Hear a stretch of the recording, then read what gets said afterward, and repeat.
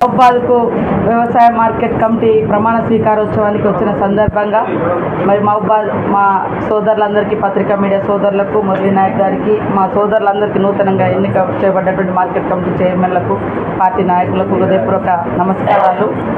ముఖ్యంగా BJP BRS Congress party అధికారంలోకి వచ్చిన నాటి నుంచి ఎప్పుడు దించుదామా అనేటువంటి తహతా తప్ప మరి ఒక నిర్మాణాత్మకమైనటువంటి ప్రతిపక్షంగా ఒక సూచనలు సలహాలు ఇచ్చి మాకు ఇచ్చినటువంటి మ్యాండేట్ 5 years 5 సంవత్సరాలు ఈ 5 సంవత్సరాలలో నిర్మాణాత్మకమైనటువంటి ప్రతిపక్షంగా ఎట్లా ఉందాం అనేది అసలే లేదు. ఎంతసేపు రాజ్యాంగాన్ని ఖూనీ చేద్దాం, ఎట్లా ఈ పార్టీలను చీల్చాలి లేదా ఈ ప్రభుత్వాన్ని పడగొట్టాలి అనేటువంటి ఒక కుట్రతోటి వాళ్ళు ప్రయత్నం చేసి ఆ కుట్రలు విఫలమైనవి. మేము సక్సెస్ఫుల్గా 1 year కంప్లీట్ చేసుకున్న సందర్భంగా ఈరోజు ఓర్వలేక ఇటు బీజేపీ ఇటు బీఆర్ఎస్ ఛార్జ్ షీట్లను పెడుతున్నారు.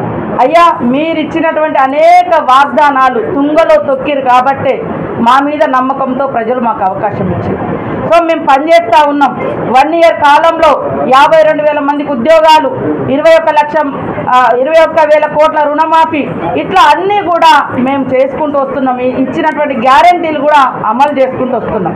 ఈ యొక్క చర్చ పబ్లిక్లోకి పోతుందని వాళ్ళు ఏం చేయలేకపోతున్నారని మరి కొత్తగా ఇప్పుడు సోదరుడు అన్నట్టుగా బండి సంజయ్ గారు మరి క్యాబినెట్లో అందరు అర్బన్ నక్సలెట్లే ఉన్నారు అని, ఇది ఎంత దుర్మార్గంగా ఈ పదాలను వాడి మరి మమ్మల్ని ఆత్మ న్యూన్యతా భావానికి భయాందోళన గురి చేయాలనే కుట్రతోట ఈ వాదన తీసుకొస్తున్నారు. ఎస్, నా బ్యాక్గ్రౌండ్, నేను ఒక్కదానే క్యాబినెట్లో నక్సలైట్ బ్యాక్గ్రౌండ్ నుంచి వచ్చిన ఒక ఆదివాసీ బిడ్డగా 2004 వరకు మరి నేను అంతకుముందు వరంగల్ కోర్టులో ఒక అడ్వకేట్గా పనిచేసిన. బయటకు వచ్చిన తర్వాత ఉద్యమాల నుంచి బయటకు వచ్చిన తర్వాత రాజకీయాల్లోకి వచ్చిన మొదటి ఎన్నికలలో తెలుగుదేశంతో బీజేపీ అలయన్స్లో ములుగులో నేను పోటీ చేసినప్పుడు ఇదే బీజేపీ పార్టీ నాకు మద్దతు ఇచ్చింది. అప్పుడు నేను నక్సలైట్ ఉద్యమం నుంచే వచ్చిన. కానీ ఎందుకో పదే ఈ మధ్యకాలంలో నా ఇమేజ్ని డామేజ్ చేయడం కోసం మరి ఈ రకమైనటువంటి ఆరోపణలు చేస్తూ మేము ఉద్యమాల నుంచి వచ్చినాం. భారత రాజ్యాంగం ఇచ్చినటువంటి అవకాశాలతోటి ములుగు నియోజకవర్గం నుంచి నేను 3 సార్ల పబ్లిక్ రిప్రజెంటేటివ్గా ఓటు ద్వారా ఎన్నిక చేయబడ్డా. నేనేం దొడ్డిదారిన రాలే. కాబట్టి ఇలాంటి మాటలు మీరంటే సీతక్క ఉన్నది, ఇగో ఈమె ఇట్లా చేసిందో ఏమన్నా ఉంటే మీరు ఆరోపణ చేయాలి. కానీ నా మూలంగా క్యాబినెట్ మొత్తాన్ని మీరు అట్లా చేయడంలో ఎవరి కుట్ర ఇలా దాగుందో మాకైతే అర్థమవుతలేదు. అయితే నేను బండి సంజయ్ గారిని ఒకటే సూటిగా అడగదలుచుకున్నా.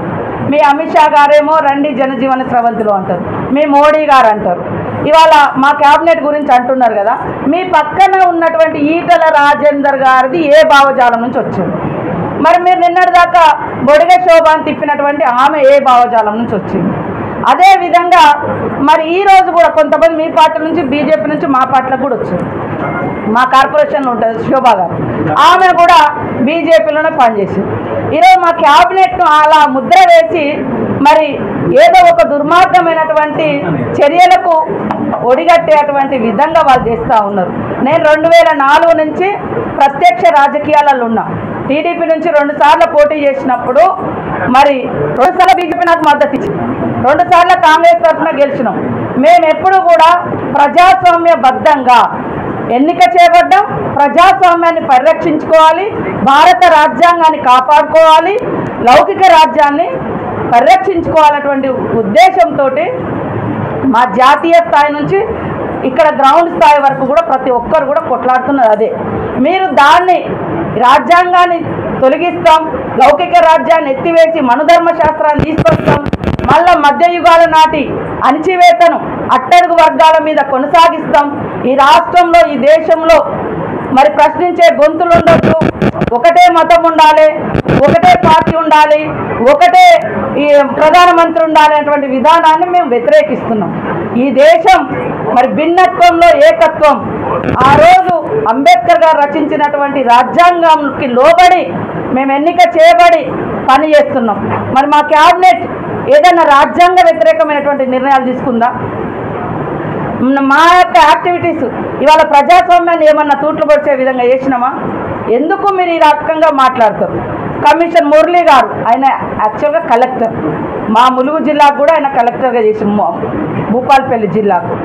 మరి ఆయన మీద జరిగినటువంటి హ్యూమిలేషన్ను, అవమానాలను తట్టుకోలేక ఆయన ఉద్యోగం పెట్టి, ఇవాళ మేము అణచబడ్డటువంటి వర్గాల నుంచి వచ్చినటువంటి బిడ్డలుగా ఖచ్చితంగా మరి మాకు ఆత్మగౌరవం దెబ్బతిన్నప్పుడు ఎక్కడైనా ప్రశ్నిస్తాం. ఒకప్పుడు ఉద్యమాలలో పనిచేసిన మహబూబాద్ గడ్డ, మానుకోట ఇవి కాదా ఉద్యమాల గడ్డలు? ఇవాళ కరీంనగర్ కాదా? కరీంనగర్ ప్రాంతం ఏంటిది? సంజయ్ గారు చెప్పు, నీ తల్లిదండ్రులను అడుగు. అక్కడటువంటి దొరతనాన్ని, దౌర్జన్యాలను ఏ భావజాలంతో అవన్నీ ఓడించి వచ్చిర్రు. ఈరోజు మేము ప్రజాస్వామ్యబద్ధంగా రాజ్యాంగానికి నమ్ముకొని రాజ్యాంగానికి లోబడి మేము పనిచేస్తున్నాం. కానీ ఈ రకంగా విమర్శలు పెట్టడం ఎందుకు అని నేను అడుగుతున్నా. నేరుగా అంటే నన్ను అనండి, ఎందుకు ఇంత లోపట అనడం ఎందుకు? అంటే మాలాంటి వాళ్ళం రాజకీయాల్లో ఉండకూడదా? మాకు రాజ్యాంగం ఇచ్చినటువంటి హక్కు. అందుకనే మాలాంటి అట్టడు వర్గాల బిడ్డలు, పేదలు, నాకేం అగ్రకుల నేపథ్యం లేదు, కుల సపోర్ట్ లేదు, అంటే ఉన్నత కులాలం కాదు, మరి కుటుంబ నేపథ్యాలు కూడా పేద కుటుంబాలు నుంచి వచ్చినటువంటి వాళ్ళం, ఒక అడవి జీవితాలు, ఆదివాసీ జీవితాల నుంచి వచ్చినటువంటి వాళ్ళం. మాలాంటి వాళ్ళం ఇలాంటి శాఖలకు మంత్రులుగా ఉండకూడదా? రాణించకూడదా? అనుకున్నటువంటి వాళ్ళే ఉండాలా?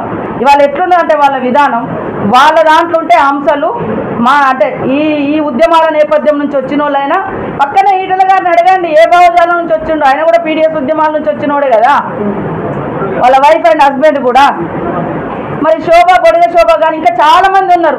బెంగాల్లో అనేక మంది మావోయిస్టులను మీరు మీ పార్టీలో చేర్చుకొని టికెట్లు ఇచ్చారు. మిథున్ చక్రవర్తి సినిమా యాక్టర్, వాళ్ళన్న ఒకప్పుడు ఎన్కౌంటర్లో చంపబడ్డాడు. ఆయనను మీరు ఇవాళ మీ బీజేపీలో చేర్చుకున్నారు. అంతేందుకు, నేను తెలుగుదేశంలో ఉన్నప్పుడు మీ మద్దతుతోటే నేను ఎన్నికలలో నిలబడ్డా కదా.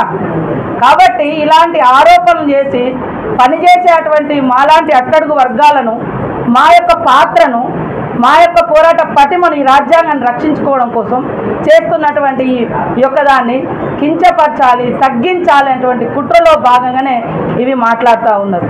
మీరు చూస్తే ఎంత బాధాకరం అంటే, నేను మంత్రిగా ప్రమాణ స్వీకారం చేసి 1 year అవుతుంది. నిన్నటి రోజు వేలాది మంది ప్రజలు ఒక మామూలు సాధారణమైనటువంటి బిడ్డకు హర్షధ్వానాల మధ్య నా ప్రమాణ స్వీకారం జరిగింది. ఆ తెల్లారి 2వ రోజు నుంచి నన్ను రకరకాలుగా ట్రోల్ చేయడం, మానసికంగా ఇబ్బందికి గురి చేయడం, నా ఫోటోలు కానీ వాయిస్లు కానీ మార్పింగ్ చేయడం, అంటే ఇమేజ్ని డామేజ్ చేయాలని. ఈ యొక్క పేరు, ఈ యొక్క పదవులు ఇవేది ఇట్లా అడ్డగోలుగా రాలే. 20 ఏళ్ళుగా నేను రాజకీయ జీవితంలో కష్టపడ్డాను, ప్రజల మధ్య ఉన్నాం, 3 సార్లు ఎమ్మెల్యేగా గెలిచినాం, దొడ్డిదారిన రాలేదు.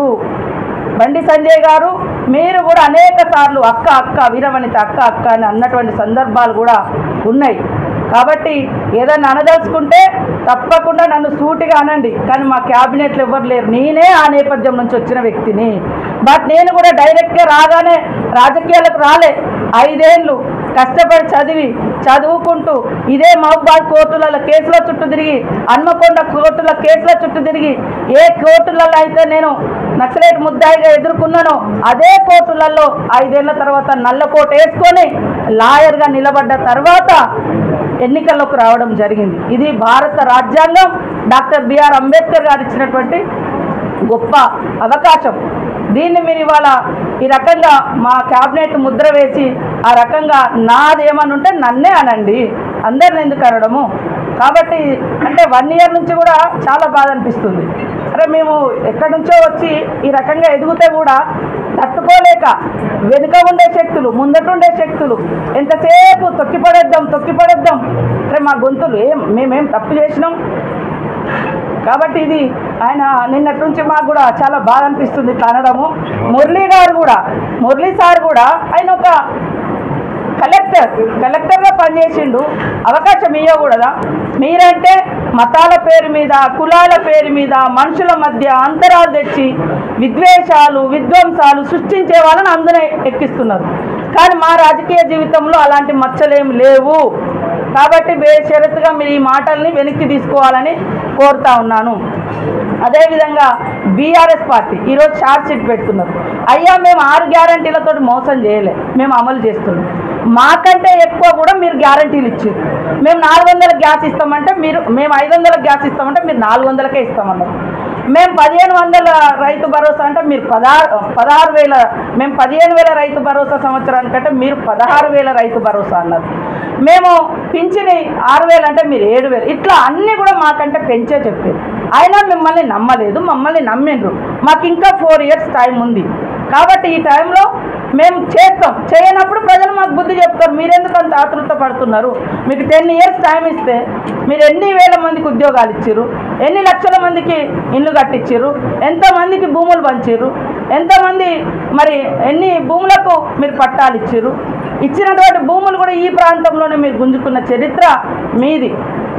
కాబట్టి బీఆర్ఎస్ బీజేపీ బీ టీం లాగా, బీజేపీకి బీ టీం లాగా బీఆర్ఎస్ వ్యవహరించి మరి పనిచేస్తుంది. పైకేమో కొట్లాడుకున్నట్టుగా లోపల మాత్రము మరి ఇంకొక రకమైనటువంటి కుట్రం జరుగుతుంది.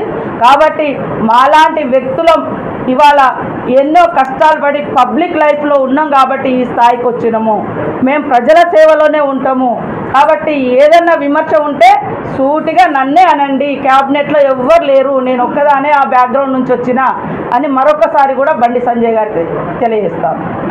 కాంగ్రెస్ పార్టీ ఎన్కౌంటర్ లేని తెలంగాణ కావాలనే మా యొక్క ఉద్దేశం.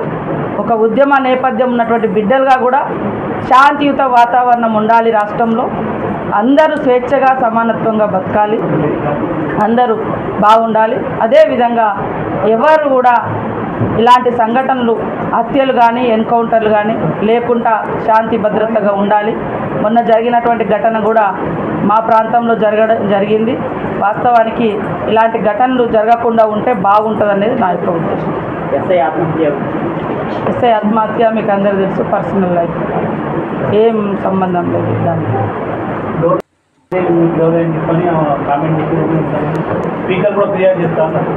అధికారులు కలెక్టర్ గారు అందరికి ఇన్ఫర్మేషన్ ఇచ్చారు. అదే ఒకవేళ ఏమన్నా లోపాలు జరిగితే ఖచ్చితంగా మేము సరి చేసుకుంటాం. ఆమెకు మళ్ళీ ఆన్సర్ ఇప్పిస్తాం. ఇట్లాంటి అభివృద్ధి కార్యక్రమాలకి మీరు ఆహ్వానించలేదు అనేది తన ఒక ప్రశ్న రిలీజ్ చేసింది. అది ఒకవేళ ఎక్కడైనా జరిగి ఉంటే తప్పకుండా మేము సరి చేసుకుంటాము. సంబంధిత అధికారులు కూడా ఎందుకు ఇన్ఫర్మేషన్ ఇవ్వలేదు అనేది అడుగుతాం. అదే ఫ్లెక్సీలలో ఫోటో కూడా పెట్టిండ్రు. మేము ఎక్కడ కూడా ప్రోటోకాల్ అయితే పాటిస్తాము. కానీ కలెక్టర్ కూడా ఈరోజు లేనట్టు ఉంది. బహుశా ఏదన్నా మిస్కమ్యూనికేషన్ కావచ్చు. కానీ అట్లా జరగకుండా తప్పకుండా చర్యలు.